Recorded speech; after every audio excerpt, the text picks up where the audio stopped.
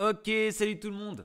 Alors aujourd'hui, on va voir comment on doit réagir avec les blancs si mon adversaire fait F5, donc s'il rentre dans la défense hollandaise, la Dutch défense.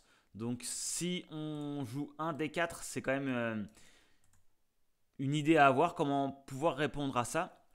Donc fou F4, on peut continuer à faire fou F4, donc cavalier F6 pour mon adversaire, donc la hollandaise, hein, c'est quand il y a le pion ici en F5, il y a le cavalier qui vient derrière. Après, il y a deux écoles.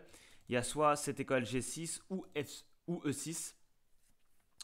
Donc, qu'est-ce qui se passe Déjà, nous, on va solidifier, on va faire E3.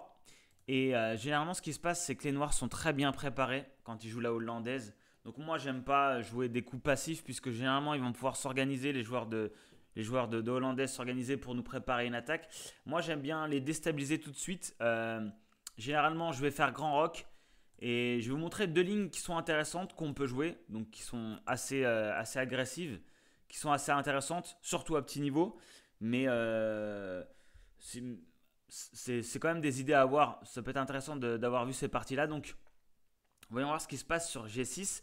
Donc, tout de suite sur G6, j'aime bien faire H4 tout de suite. Et après, fou G7, H5. Alors, ce qui se passe en fait, c'est que le bon coup là, ça serait de pousser ici en H6.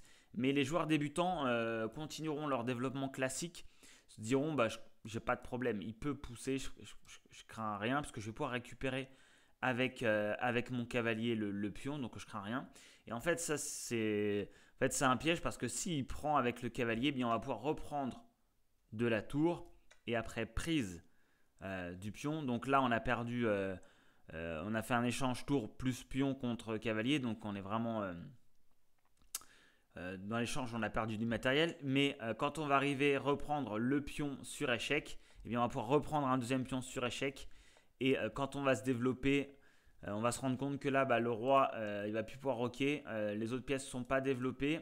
On va pouvoir venir ici le déstabiliser. Et si par exemple, un coup qui peut arriver, il fait E6, je me mets ici en H3, il commence à se développer, nous aussi. Et d'ailleurs là, il peut tenter un petit coup se disant attaque à la découverte, j'attaque la dame et le fou, pas de problème. On peut même lui laisser prendre le pion, on a tellement le fou, on a tellement un avantage que là, échec, et on se rend bien compte que là, s'il bouge, il va être obligé de donner du matos parce que sinon il va prendre un mat. Donc voilà, une petite réaction intéressante. Donc ouais, c'est pas magique, mais c'est sûr que c'est très surprenant ce coup de H4 là, de, de faire 4 H4 tout de suite. C'est une ligne qui peut être intéressante contre la hollandaise. En tout cas, il y a ce petit piège là qui peut arriver assez souvent. Mon adversaire n'est pas prêt. Et s'il prend avec le cavalier, on va pouvoir ramener notre dame à l'attaque. Et quand notre fou va arriver aussi à l'attaque avec nos cavaliers, généralement ça va faire mal. Alors voyons maintenant ce qui se passe si mon adversaire fait E6. Donc là, si mon adversaire fait E6, eh bien on va avoir un petit peu les mêmes idées, hein. On va vouloir faire grand rock et venir l'attaquer rapidement. Du coup, au lieu de venir l'attaquer ici avec le pion H, comme il n'aura pas fait G6, eh bien on va faire un petit coup de H3 pour pouvoir faire G4 après.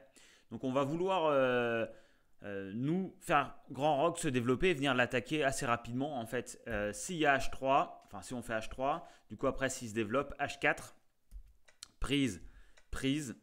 Euh, bon, là, qu'est-ce qui peut se passer s'il fait grand rock tout de suite, eh bien, on va pouvoir venir l'attaquer s'il bouge son cavalier. Dame H5 qui arrive dans l'action. On voit que bah, il y a quand même des pièces qui arrivent à l'attaque. Là, il a roqué et on avait la colonne H ouverte, donc ça fait très mal. Donc s'il fait H6, on se rend bien compte que là, même s'il vient ici, on va pouvoir venir ici. Ça va être vraiment très intéressant pour nous. Qu'est-ce qui peut se passer Donc là, il peut faire H6. S'il fait H6, et ben là, se disant bon bah là, je peux pas le laisser pousser, je fais H6. Bah, tant mieux pour nous parce qu'après, quand on pousse, eh bien, il peut plus prendre parce qu'il y a la tour derrière. On aura gagné une pièce. Donc voilà, en fait, c'est pas magique. Après, lui, fallait pas qu'il rock. S'il se développe, on peut pousser après, ça pose plus trop de problèmes. Il va pouvoir s'en sortir s'il rock pas tout de suite, s'il s'organise, s'il se développe un petit peu.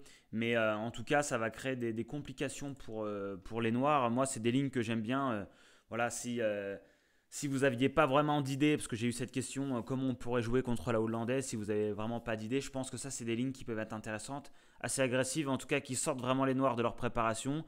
Et c'est super fun à jouer, c'est vraiment des positions super fun à jouer, on va pouvoir attaquer. Il va y avoir des combinaisons tactiques, donc c'est vraiment des lignes, si vous débutez, que je vous conseille. En tout cas, il faut avoir vu ça au moins, enfin, un petit peu pour pouvoir être prêt, parce que bon, on la voit à petit niveau, on la voit rarement la hollandaise, mais si jamais notre adversaire nous propose ça, il faut vraiment être un petit peu préparé pour savoir à peu près ce que vous allez jouer. Donc voilà, hein, c'était une petite vidéo sur le système de Londres, hein, comment jouer le système de Londres suivant les réponses adverses. Je vais vous mettre en description la playlist un massacre au système de Londres parce que ça fait quand même pas mal de petites vidéos, ça peut être intéressant parce que là maintenant que j'ai fait plus de 100 vidéos, il y a des vidéos qui sont un petit peu perdues dans le néant de YouTube, donc je vais vous mettre la playlist vraiment sur les systèmes de Londres, ça peut être intéressant pour les débutants qui découvrent la chaîne. Je vous dis à bientôt.